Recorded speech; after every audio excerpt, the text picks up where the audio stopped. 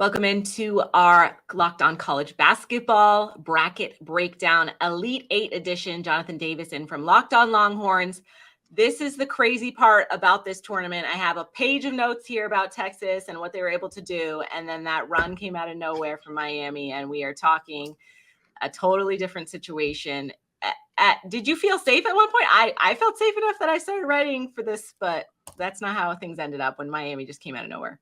Yeah, the way this team has been defending when they were up, I think it was 13 or 14 points, I did feel pretty confident, which was crazy, because throughout the game, I was very, nervous and had a lot of anxiety. But, you have to give credit to a really good Miami team. When you make it to the Elite Eight, you're probably capable of winning a national championship. And we saw a really good Miami team today. They just locked in the second half. Incredible shot making by Wong and some of the other players. I mean, Jordan Miller didn't miss a shot from the field or the free throw line. I mean, you got to talk about that's an all-time NCAA tournament performance.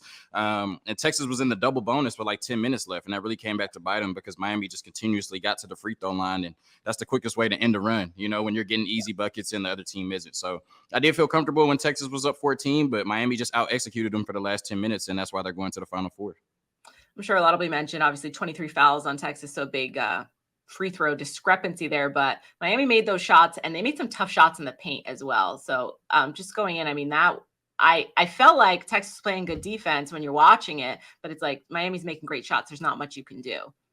Yeah, I mean, they shot almost 60% from the floor, so they just made some tough shots. And I thought Texas kind of went into the game with the same game plan they had against Xavier. We're going to limit the three-point shot, and if you can beat us one-on-one in the paint, then you're able to do that. And we'll shake your hand at half court, and, we'll go home. And that's kind of what happened. They took away the three-point shot. Miami only took 8 three-point shots the entire game, only made 2. But they were able to get pretty much whatever they wanted in the paint. And obviously missing Dylan Dessou down there in the paint was a big loss for Texas, as we saw on the defensive end. But like I said, just give credit to a really good Miami team that made a lot of tough shots. And, that's the reason they're moving on to the Final Four. They went to the free throw line. They only missed 4 free throws on 32 attempts. That's great for a college team. And like I said, anytime you can shoot 60% from the floor, you're probably doing really good in that game. And it's the reason they came out with a win. This time of year, it's so tough because it feels like both teams could have won at any point, and you're not, I mean, other than a UConn game where they're blowing out Gonzaga, it feels like either team could win, right?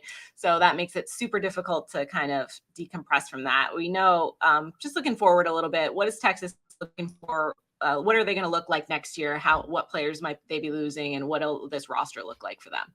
Well, this was a very, experienced, senior heavy roster. So you're probably losing, Marcus Carr, Timmy Allen, the bulk of, your roster, Serge Jabari Rice, and you have to figure out who your head coach is going to be. I think Ronnie Terry has done enough to cement himself as the head coach. I know some people are going to be upset with him today because that's the nature of the business, but Ronnie Terry has done more than enough to earn this head coaching job. But I think before you can move forward and talk about next year, recruiting, what this team looks like, who comes back and who doesn't, you have to figure out who's going to be manning the ship. And so the first order of business moving forward before this Texas basketball team can do anything, is to figure out who their head coach is going to be. And if I was voting, I still think after today, Ronnie Terry is the obvious choice for the job.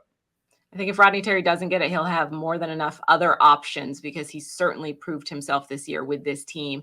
Jonathan Davis, I'm sure you'll have a full breakdown for us on Locked On Longhorns. And of course, Locked On College Basketball has everything for you from March Madness. It's all part of the Locked On Podcast Network, your team every day. Okay.